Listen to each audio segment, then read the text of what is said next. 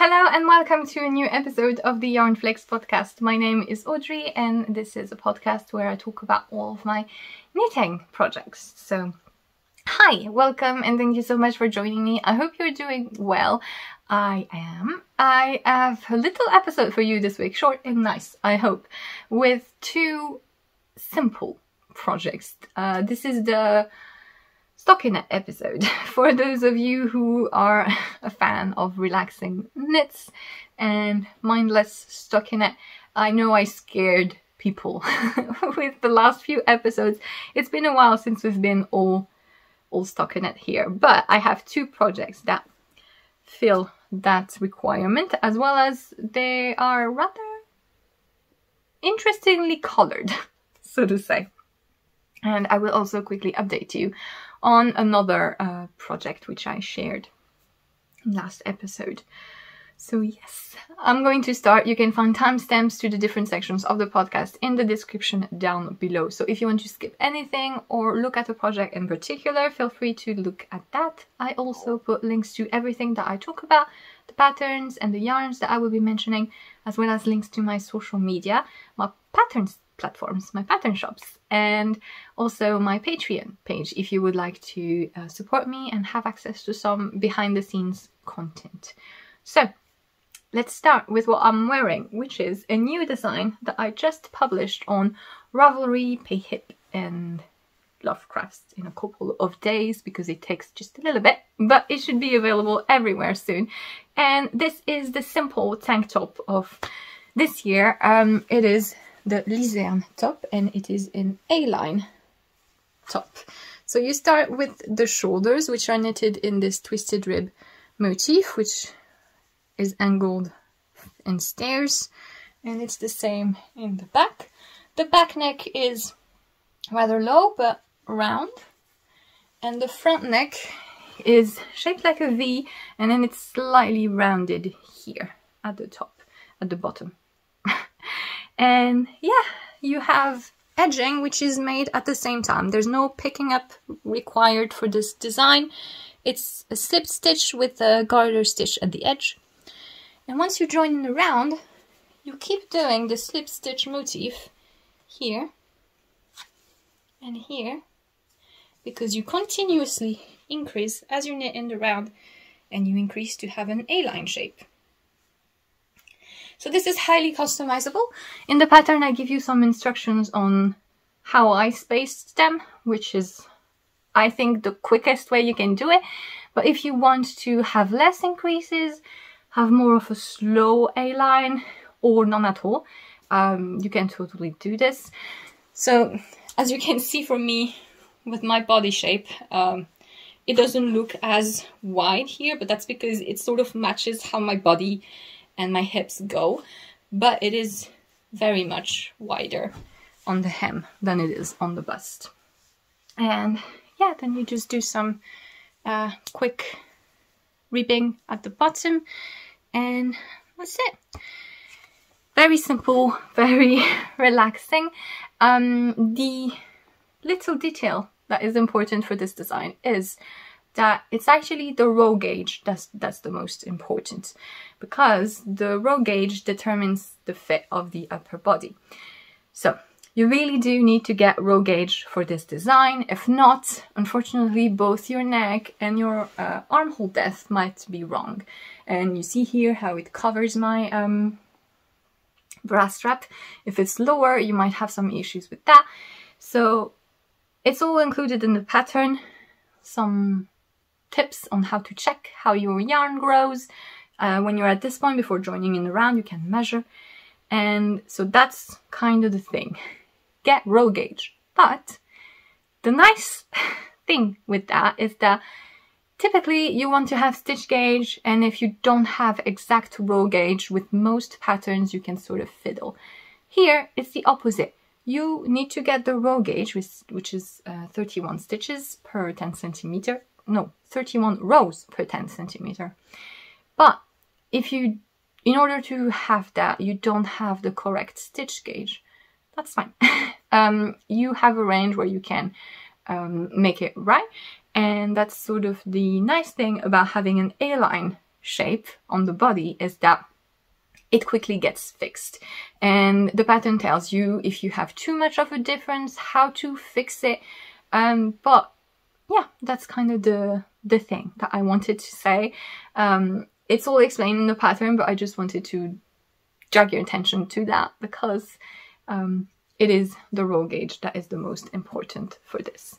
And yes, I knitted mine using Knitting for Olive Pure Silk. So this is a pure silk fingering, light fingering yarn.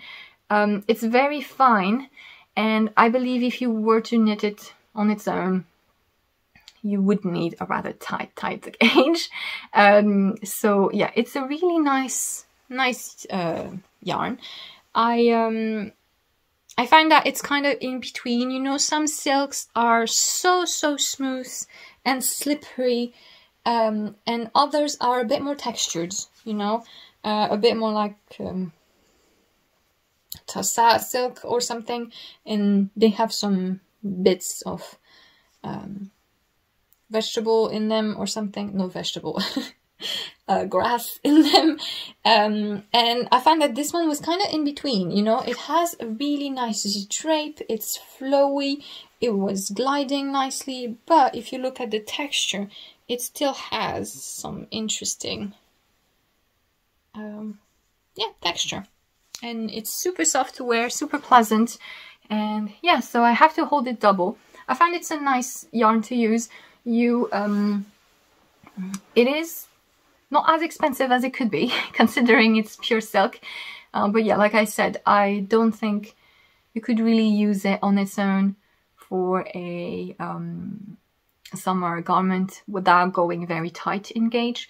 I think it would be also interesting to hold it double with another type of yarn to make it more fluffy. For example, mohair or something. I wonder how that would look. But yeah, held it double here, which gave me a sort of decay or sport weight gauge. And yeah, a variety of yarn should work well for this, whether it's plant fibers, silk, or silk is not a plant fiber, but plant fibers or something like silk, or even wool or alpaca sort of blends. I usually don't recommend picking things that are too drapey for summer garments, especially if they heavily depend on the upper body being nicely set, because if it tends to grow, etc., it might not be the nicest thing. But yeah, that is how it looks. We have rather wide straps for this one, and yeah, this is the basic garment for the summer for this year. I often like to have some simpler garments that are easier for me to design, even though I thought it would be easier, and then I made a decision regarding the shaping that didn't make it that easy to grade, but it's still a more accessible garment, beginner friendly, and also I price them differently. Basically, it ends up being the price of a big accessory rather than the price of my usual graded garments. Because yeah, I just like from time to time having some simpler patterns that can be both accessible to knit and to purchase. So that's it for this one. And yeah, I believe I've said everything. Of course, you can make it any length. You can sort of choose what you do with the A-line, if you want them more spaced out, if you want even more increase, etc. One of my testers, she made a top version, and then she also made a dress version, which is nice.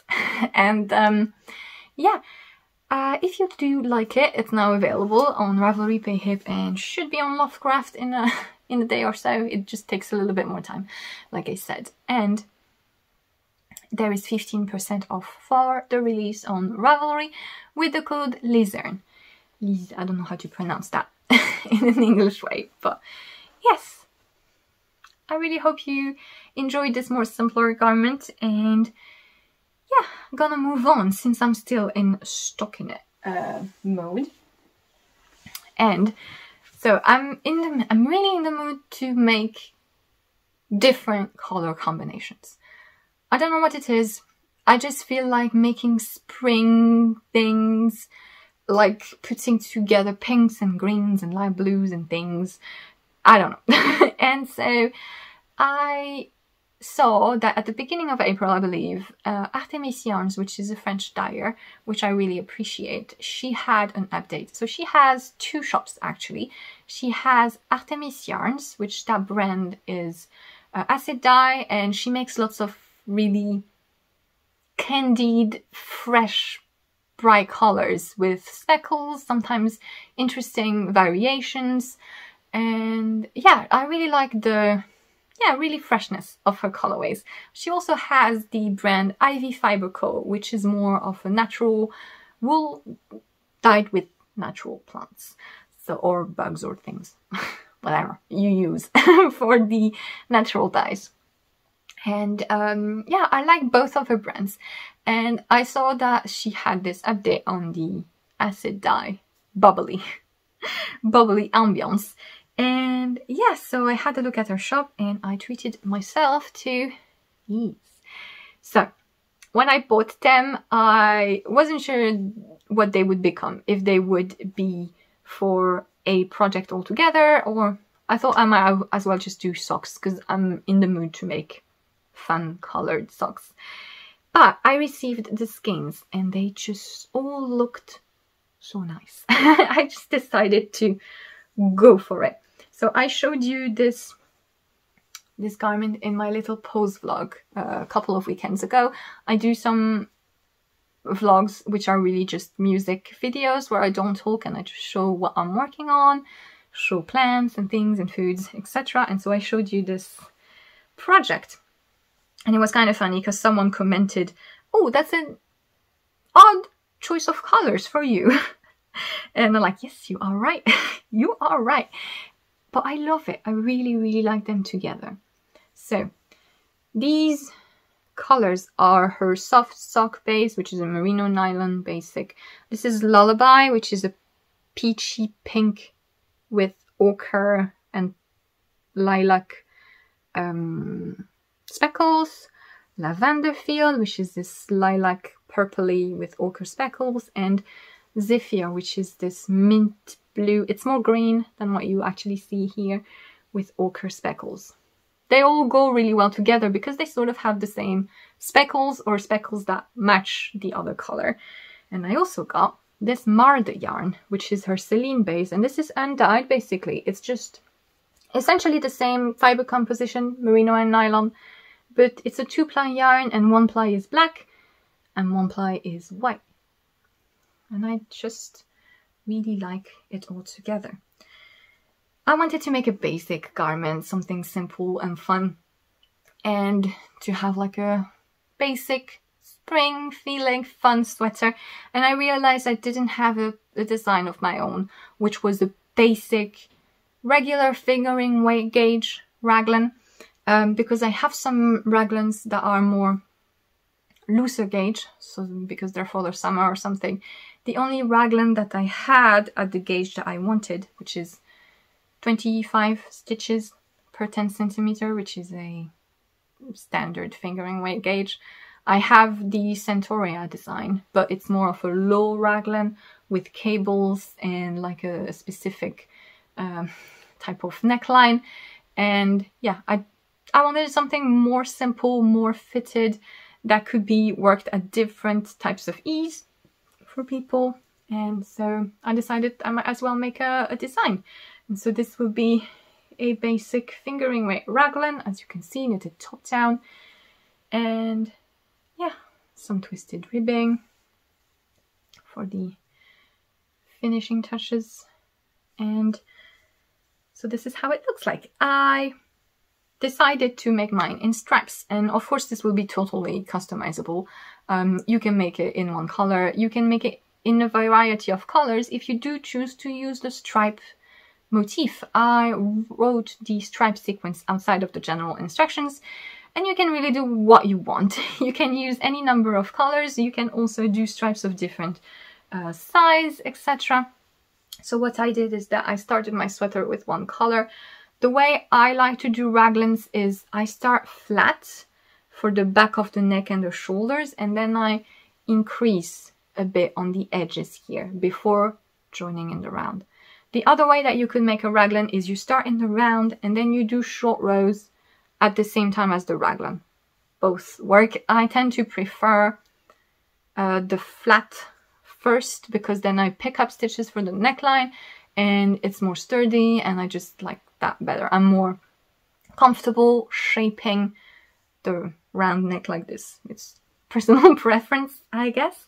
So this is what I did, and then once I joined in the round, I started the stripes with the color I was using before, and then I made those rather wide stripes. They're about 3.5 centimeter, which 1.5 inches, something like this.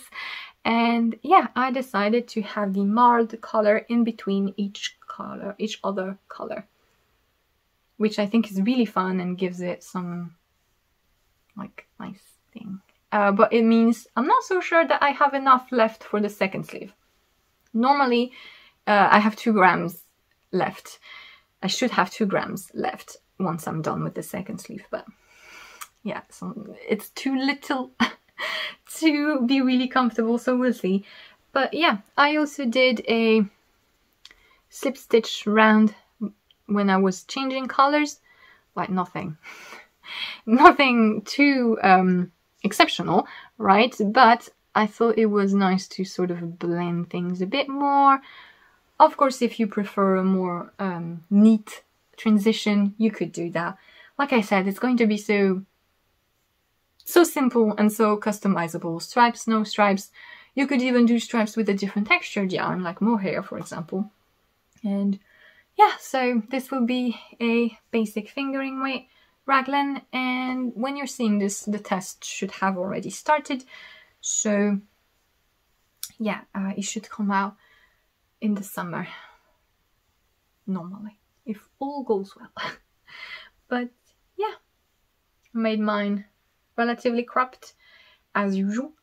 And yeah, that's it. And since that's too much stockinette for me, right? No, that was really fun alternating with my other projects. I did want to give you an update on the lace sweater I started and showed you in the last podcast, because you seem to really like it, and thank you so much for your kind messages about it. I just wanted to show you how it looks like now, because isn't it so nice? I really, really love it still. It is so fun. So it now has a neckline, and I know, shocking, it's actually a rather open neckline. Because I'm definitely going to wear this over dresses or other types of tank tops or things, and so I wanted it to be nice and loose, basically. And it's so nice and loose that I couldn't help myself. I had to write in the pattern a note, just in case people would like to tighten it a bit. So yeah, that modification will be included, but for me it will be a rather open one. As open as I can handle, right? And it has a sleeve, which is 3/4, slightly gathered here. This motif. I'm working the sleeves on mini circulars, and I don't like to do magic loops for sleeves. It's interesting because when I do magic loop in socks, I don't have ladders. So you know, when you're switching the cable in the magic loop, you may have some too loose or too tight stitches in the transition, and it might show on your fabric. In socks that doesn't happen to me, but on sleeves it does. And the way to avoid that, one of the ways, is to change the place where you do the switch with your cable, and I'm too lazy to do that. It's too much manipulation, right? It's not pleasant. You can't just go round and round, you have to fiddle with the cable. And I don't mind doing that for socks, which is, it's interesting, right? But also magic loop tends to change my gauge. I don't have a different gauge on mini circulars, but I do have a different gauge on when I'm magic looping. And so I have to use mini circulars. But unfortunately, I didn't have the right size in my preferred higher sharps. I think these are Addies, and they're rather blunt, which is no fun when you're doing this motif, right? When you have to pull a stitch over 2 other stitches. So yeah, I will give that advice when the pattern starts to get knitted. Use pointy needles. But yeah, it's still going well. I'm really enjoying it. I made some short rows in the shoulders, stopping the lace for that. And yeah, it's simpler than I expected, especially during the shaping. You see, when you decrease here for the neckline, you have to maintain the lace. The way you maintain the lace is that you look at your decreases and your eyelets, right? You have one eyelet and one decrease, and they always have to go together. And if you don't have enough stitches to do the full duo, to do both, you have to work them in stockinette. And in some lace motif, this is a bit harder because sometimes the eyelet is there and the decrease is way further, or in some cases you can technically do the motif, but then it messes up your decrease rate. And yeah, so I actually found that this was not the case. This was super easy to maintain because the eyelet and the decrease are always very close. It's very obvious where you can do them and where you can't. And yeah, so in the end, this is a lot of lace. This takes time and a bit of practice and patience, but it's not actually complicated to work. So that was really pleasant. And here's the back. Yeah, I just wanted to give you a quick update because I know you all said nice things and you like it. So that is how it's going. And whoop, well, stay down. So yeah, that is all I wanted to show you for this episode. Let me make a quick Patreon ad thingy. So I have a Patreon page where you can support me, and every month on Patreon I make a special video which is recorded in French, but I do subtitle them in English myself, so they're accessible as well to you. And you have different subjects. It's either a technical topic, some theory discussions, sometimes I review yarns, sometimes it's just behind the scenes of the creation of a design. And these videos, you can watch them from the level 2 in Patreon, which is €5 plus VAT if applicable to you. And yeah, this month, someone is drilling something.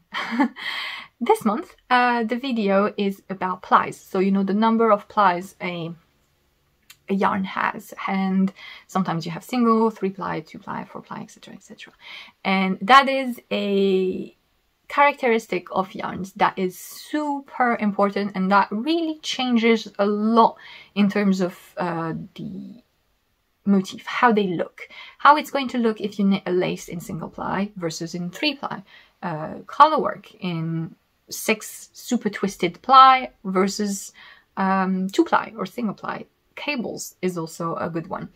And yeah, so that's what the video is. I explain how a number of plies changes the shape of the yarn and how it ends up in different techniques.